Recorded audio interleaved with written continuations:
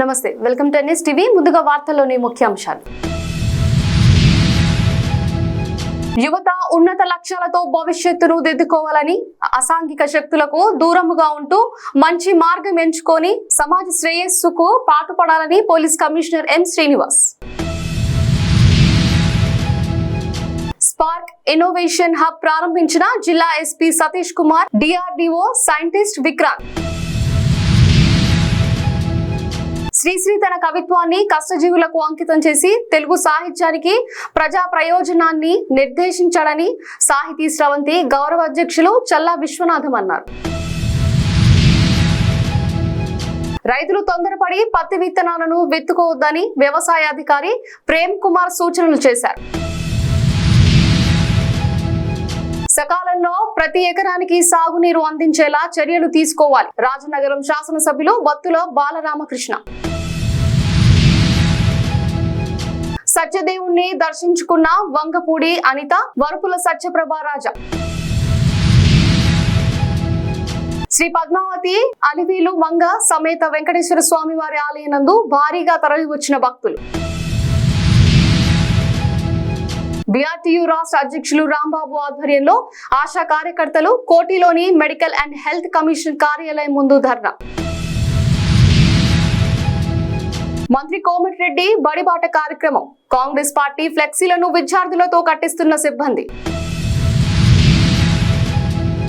పంచాయతీకి రాలేదనే కారణంతో కులస్తులను కుల బహిష్కరణ చేశారు. వాడపల్లి వెంకటేశ్వర స్వామి దర్శించుకున్న సత్యానందరావు కుటుంబ సభ్యులు. రామగుండం పోలీస్ కమిషనరేట్ పరిధి Mancherial, Chennur rural circle, Kotapalli Neelwai police station పరిధిలోని యూత్ యువకులకు ప్రజలకు పోలీస్ సేవలు మరింత దగ్గర అవ్వడానికి పోలీసు ఉన్నతాధికారి మీకోసం మీ భద్రత కోసమే అని నమ్మకం కలగడం కోసం ఉన్నత అధికారులు ఆదేశాల మేరకు జైపూర్ ఏసీపీ వెంకటేశ్వర్ గారు పర్యవేక్షణలో Chennur rural CI Sudhakar, Kotapalli SI Rajender, Nilwai SI Shyam Patel ఆధ్వర్యంలో పోలీస్ మీకోసం కార్యక్రమం చేపట్టారు. కోటపల్లి పోలీస్ స్టేషన్ లో ఏర్పాటు చేసిన యువకులకు చెడు అలవాట్ల వలన కలుగు నష్టాలు, విద్యా ఉద్యోగ సాధనకు చేయవలసిన కృషి, సైబర్ క్రైమ్స్, ట్రాఫిక్ రూల్స్ తదితర విషయాలపై కళా బృందం పాటలతో అవగాహన కల్పించడం జరిగింది. జయ జయ హే తెలంగాణ జననీ జయ కేతనం ముకోటి గొంతుకలు ఒక్కటైన చేతనం. జయ జయ హే తెలంగాణ జననీ జయ కేతనం ముకోటి గొంతుకలు ఒక్కటైన చేతనం. తరతరాల తిరుగల తల్లి నీరాజనం, తరతరాల తిరుగల తల్లి నీరాజనం. పలు జిల్లల నీ పిల్లల కనమిల్లిన శుభదరుణం. జై తెలంగాణ జై జై తెలంగాణ, జై తెలంగాణ జై జై తెలంగాణ. జయ జయ హే తెలంగాణ జననీ జయ కేతనం ముకోటి గొంతుకలు ఒక్కటైన చేతనం. తరతరాల చరితగల తల్లి శుభదరుణం. జై తెలంగాణ జై జై తెలంగాణ, జై తెలంగాణ జై జై తెలంగాణ.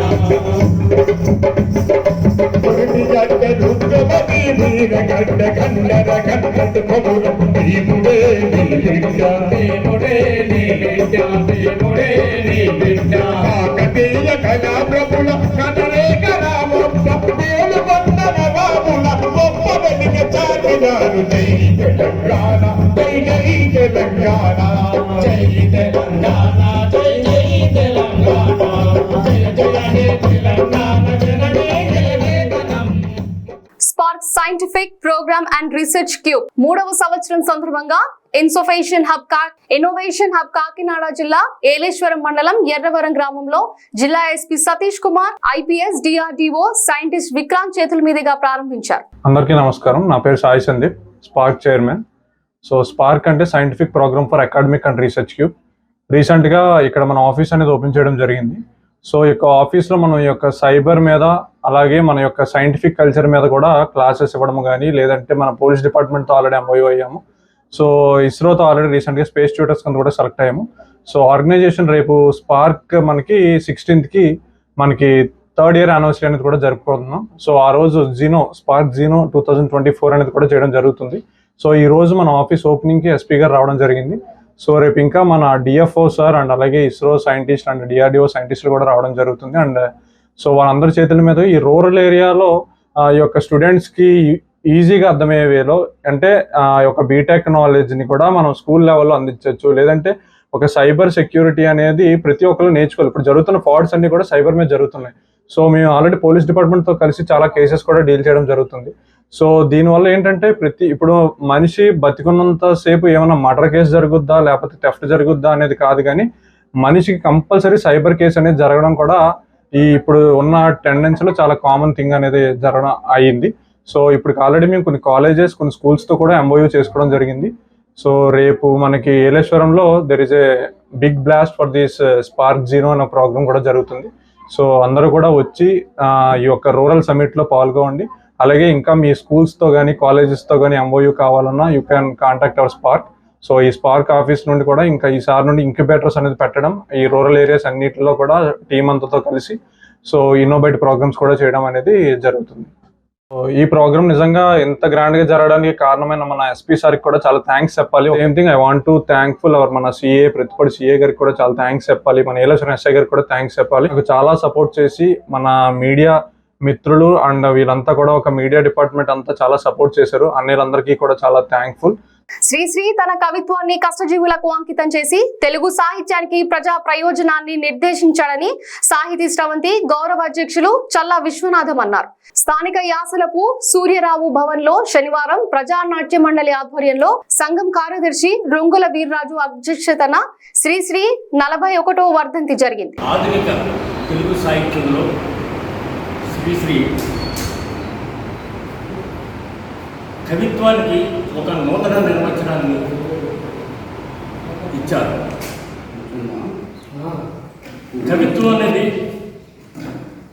ప్రజల కోసమా, మానసిక ఆనందం కోసమా అనే అంశం మీద కవులనే వాళ్ళు ఒక నూతన ఉత్సాహాన్ని ప్రజల్లో తీసుకొచ్చి ఒక కొత్త భావజాలాన్ని, కొత్త వ్యవస్థ నిర్మాణానికి కవులు కూడా భాగస్వాములు అవ్వాలని ఆయన తన కవిత్వాన్ని ప్రజలకు అంకితం చేశారు. ఆధునిక సాహిత్యంలో ఈవేళ వస్తున్నటువంటి ఆధునిక కవిత ప్రక్రియ, కవితా భావజాలం మొత్తం అంతా కూడా శ్రీశ్రీ నవకవులకు అందించినటువంటి సాహిత్యం. శ్రీశ్రీ సాహిత్యంతో ముఖ్యంగా మహాప్రస్థానంతో ఉత్తేజితులనే అయినటువంటి ఎందరో కవులు ఈవేళ మహాకవులుగా, పెద్ద కవులుగా ప్రఖ్యాతి పొందారు. ఓ పక్క కవులే కాకుండా ఆధునిక సమాజంలో ప్రజల కోసం తమ జీవితాన్ని అంకితం చేసిన, తమ ప్రాణాలని అంకితం చేసినటువంటి ఎందరో ప్రజా పోరాటకారులకు ఆయన సాహిత్యం ఉత్తేజం కలిగించింది. ఆయన సాహిత్య ఉత్తేజంతోనే ఆయన ఎంతో మందిని తీర్చిదిద్దారు. చివరి వరకు కూడా ఆయన ప్రజల పక్షం నుండి పక్కకు వెళ్లకుండా తన జీవితాన్ని అంకితం చేశారు. ఆయన సాహిత్యం ఎంత ఉత్తేజంగా ఉంటుందంటే ఒక కొత్త భావజాలాన్ని చెప్పాలనుకున్నప్పుడు ఆయన ఒక కొత్త ప్రక్రియలు, ప్రతీకలు తీసుకుని ప్రజలందరికీ అర్థమయ్యే రీతిలో ఆయన ప్రబోధించేవారు. బెల్లంపల్లి మండలంలోని రైతులు తొందరపడి పత్తి విత్తనాలు విత్తవద్దని వ్యవసాయ అధికారి ప్రేమ్ కుమార్ సూచనలు చేశారు. మండలంలో నేటి వరకు 90% వర్షపాతం లోటుగా నమోదైందని అన్నారు. విత్తనాలు విత్తుకోవడానికి ఇంకా 20 రోజుల సమయం ఉందన్నారు. వర్షాలు పడే వరకు రైతులు వేచి ఉండాలని సూచించారు. రైతులకు నమస్కారం అండి. నా పేరు సుద్దాల ప్రేమ్ కుమార్. నేను బెల్లంపల్లి మండల వ్యవసాయ అధికారిగా పనిచేస్తున్నాను. ఈ ప్రస్తుత వాతావరణ పరిస్థితులలో తమందరికీ తెలియాల్సింది ఏమనుకుంటున్నామంటే, ఋతుపవనాలు ఈసారి వచ్చినట్టే వచ్చినాయి కానీ అనుకున్న టైంకి కురలేదు. సో మనకు ఇప్పుడు ప్రస్తుతానికి జిల్లాలో 83% లోటు వర్షపాతం నమోదైంది. మన బెల్లంపల్లి మండలం చూసుకున్నట్టే 90% లోటు వర్షపాతం నమోదైంది ఈ రోజు వరకు చూసుకున్నట్టయితే. కావున రైతులు తొందరపడి విత్తుకోవద్దని ఇప్పటికి కూడా చెప్తున్నాము. పత్తి పంట విత్తుకోవడానికి, పత్తి విత్తులు విత్తుకోవడానికి ఇంకా మనకు సుమారుగా 20 రోజుల టైం ఉన్నది. రైతులు అధైర్యపడవద్దు, వర్షాలు లేట్ అయినాయని. ఇంకా టైం ఉన్నది. మేము ఎప్పటికప్పుడు సలహాలు సూచనలు ఎవరైతే విత్తనాలు తెచ్చి పెట్టుకున్నారో వాళ్ళు ఒక మంచి గట్టి వర్షపాతం పడి భూమి అంతా చల్లబడే వరకు, భూమి పూర్తిగా తడిసే వరకు ఆగాల్సిందిగా కోరుతున్నాం వ్యవసాయ శాఖ ద్వారా. ఇంకా 15 రోజులు దాటి 20 రోజులు దాటిన తర్వాత వర్షాలు తక్కువ ఉంటే అప్పుడు ఎలాంటి పంటలు వేసుకోవాలి, పత్తిలో కూడా ఏ రకాలు వేసుకోవాలనేది మళ్ళీ మేము పత్రికల ద్వారా, మీడియా ద్వారా, వివిధ మాధ్యమాల ద్వారా తెలియజేస్తున్నాము. రైతులకు అందరికీ ధన్యవాదాలు. సకాలంలో ప్రతి ఎకరానికి సాగునీరు అందించేలా చర్యలు తీసుకోవాలి. రాజనగరం శాసనసభ్యులు బత్తుల బాలరామకృష్ణ అధికారులకు సూచించారు. పుష్కర ఎత్తిపోతలు పథకం ద్వారా జూన్ నెలాఖరులోపు సాగునీరు అందించాలి. పుష్కర ఎత్తిపోతలు, సూరంపాలెం, ముసురుమిల్లి ఎత్తిపోతల పథకాల్లో సమస్యలను చక్కదిద్దాలన్నారు.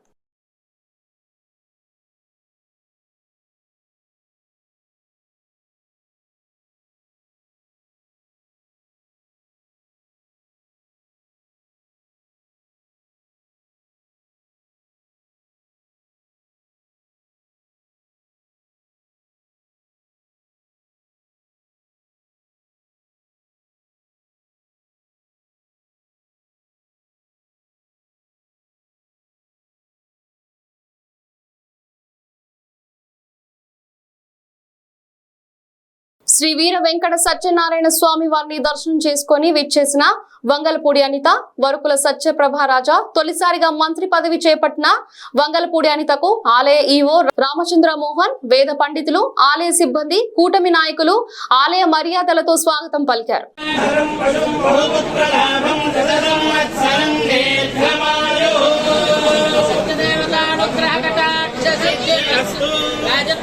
రాజముఖే సర్వదా దిగ్విజయోస్తు.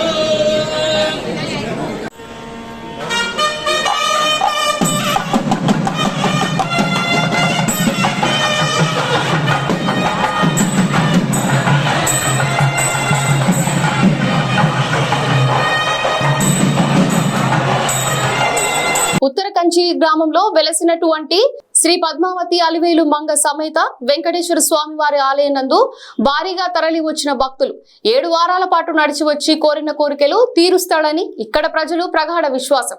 కాకపోతే ఇక్కడ ఈ యొక్క ఆలయం అభివృద్ధి చేయడానికి ఈ ఆలయానికి నిధులు లేకపోవడం వల్ల భక్తుల చేత ప్రతి శనివారం కూడా అన్న సంతర్పణ కార్యక్రమం నిర్వహిస్తున్నారు.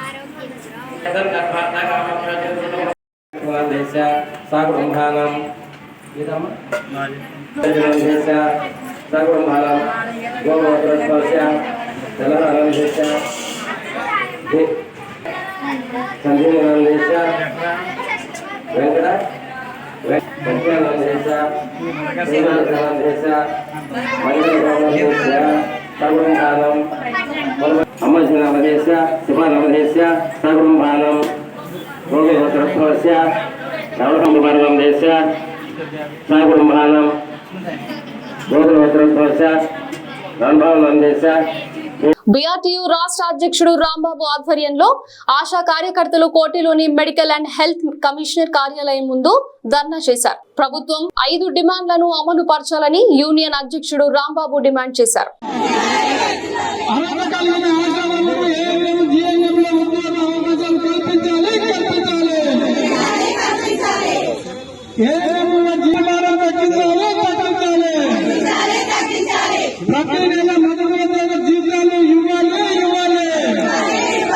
ప్రతి నెల మధ్య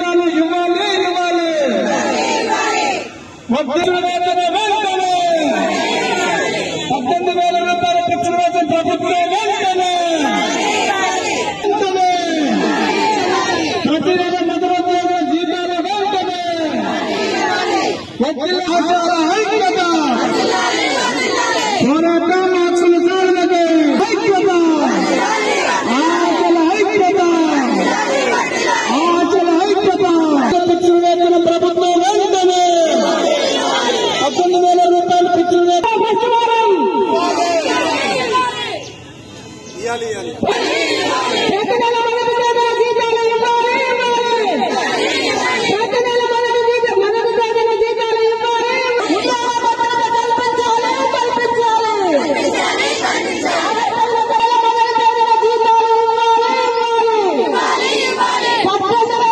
నేడు మంత్రి కోమటిరెడ్డి వెంకటరెడ్డి సొంత బ్రాహ్మణ వెల్లంలో బడిబాట కార్యక్రమం జరగాల్సి ఉంది. ఈ కార్యక్రమానికి మంత్రి వెంకటరెడ్డి ముఖ్య అతిథిగా రానున్నారు. కాగా కార్యక్రమానికి సంబంధించినటువంటి కాంగ్రెస్ పార్టీ ఫ్లెక్సీలను స్కూల్ పిల్లలతో ప్రమాదకరంగా ఎటువంటి సపోర్ట్ లేకుండా గోడలపైన పిల్లలను ఎక్కించి కట్టిస్తున్నారు. పిల్లలకు అనుకోని ప్రమాదం జరిగితే ఎవరు బాధ్యులు?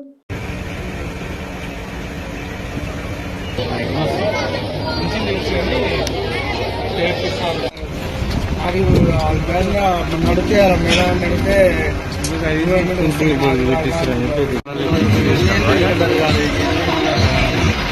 ప్రమాదకరంగా గోడల మీద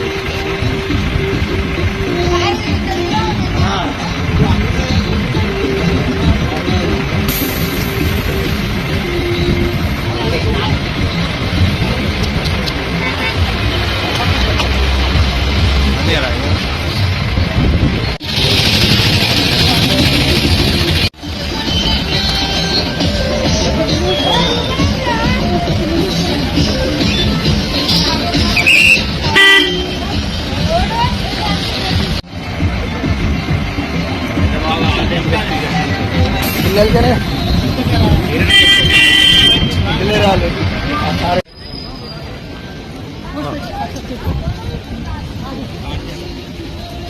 పిల్లలు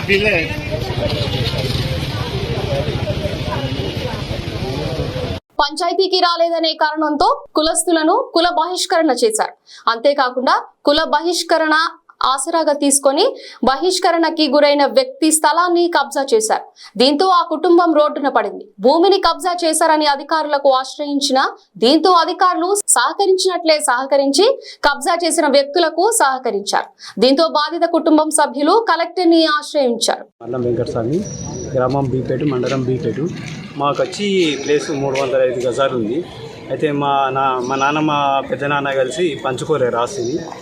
ఉన్న పేపర్స్ అన్నీ మా తాత పాలు తాగేటప్పుడు చనిపోయింది కాబట్టి అన్నీ మా పెద్ద నాన్న దగ్గరనే ఉన్నవి. అలాంటి ఎలాంటి పేపర్స్ ఇవ్వకుండా మా పెద్ద నాన్న ప్లాన్ ప్రకారము ముందే కొందరిని రెచ్చగొట్టి తోట రమేష్ను, తోట నరసింహులను, సుతార్ రమేష్ను, తోట నరసింహులను, తేలి సత్యనారాయణ వాళ్ళకి తెగేసి మల్లం పోచే అనే క్యాండిడేట్ మమ్మల్ని కులం నుంచి బహిష్కరించి తర్వాత మా జాగాలోకి వచ్చి ఇల్లు అక్రమంగా నిర్మాణం చేపట్టింది కాక దాని మీద మేము ఈఓ గారి కంప్లైంట్ చేసినా కానీ, ఈ ఎంపీఓ గారి కంప్లైంట్ చేసినా, ఎంపీడీఓ గారి కంప్లైంట్ చేసినా ఎవరు ఎలాంటి యాక్షన్ తీసుకోలేరు. తర్వాత డిపిఓ డిఎల్పిఓ కూడా కంప్లైంట్ చేశాము, వారు కూడా ఎలాంటి యాక్షన్ తీసుకోలేదు. మళ్ళీ రీసెంట్గా తోట నరసింహ అనే వ్యక్తికి కూడా మా మల్లం పోచయ్య, ఈ సుతార్ రమేష్, తేలి సత్యనారాయణ క్యాండిడేట్ అతనికి ప్రోద్బలం ఇచ్చి అతని దగ్గర డాక్యుమెంట్స్ లేవు, నువ్వు కూడా ఇంత కబ్జా చేసి నువ్వు కూడా కట్టుకో, మేము ఉన్నాము అని అతను కూడా అక్రమంగా ఇల్లు మా దాంట్లో మాది 305 గజాలది ఉండేది. మా పెద్దనాన్న కబ్జా చేసి కట్టిండు, ఈ తోట నరసింహుడు కబ్జా చేసి కట్టిండు. వీటి మీద ఈ రెండింటి మీద స్టే ఆర్డర్ తెచ్చాను. నేను కామారెడ్డి కోర్టు నుంచి స్టే ఆర్డర్ తెచ్చాను. హైకోర్టు జోలికి రాము అని ఈఓ గారు, ఎంపీడీఓ గారు, ఎంపీఓ గారు దాటేశారు. కొన్ని రోజులు ఆపారు, కొన్ని రోజులు దాటేశారు. డబ్బులు తీసుకున్నారు. వీళ్ళు డబ్బులు తీసుకొని డిపిఓ డిఎల్పిఓ దాంట్లో కూడా ఇంకా డబ్బులు తీసుకొని ఎవరు డబ్బులు ఇస్తే ఆ డబ్బుల ప్రకారం రివిజన్ రికార్డును ఒక చెత్త బుట్ట లెక్క, చెత్త కాగితం లెక్క తయారు చేసి ఇష్టం ఉన్నట్టు కొలతను మారుస్తూ ఎవరికి అనుకూలంగా, ఎవరు డబ్బులు ఇస్తే వారికి అనుకూలంగా కొలతలు మారుస్తూ మమ్మల్ని ఇంత అన్యాయం చేశారు. మా 305 గజాలు మాకు కావాలని నేను కలెక్టర్ గారికి విన్నవించుకుంటున్నాను. డిఎల్పిఓ డిపిఓకు మీరు రాస్తున్నారు సార్, మీరు ఎన్నిసార్లు రాసిన వాళ్ళు ఏం పట్టించుకుంటలేదు. దయచేసి మీరే మాకు తగిన న్యాయం చేయగలరని కోరుకుంటున్నాను. అలాగే మాకు కుల బహిష్కరణ జరిగింది. మాకు చిన్న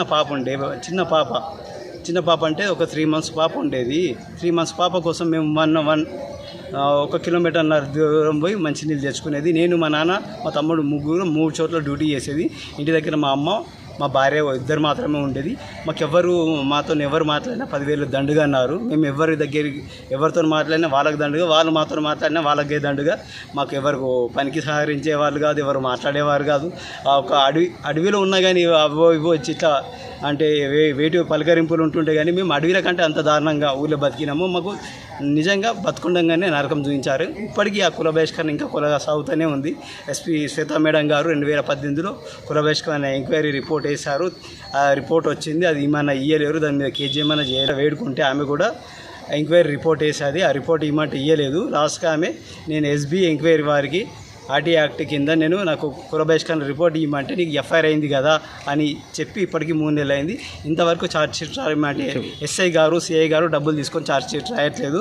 ఇప్పటికి కూడా నా మీద ఏమైనా కేసులు ఏమైనా ఎక్కువ మాట్లాడితే నా మీద లేనిపోని కేసులు బనాయిస్తామని నన్నే బెదిరిస్తున్నారు వీళ్ళు.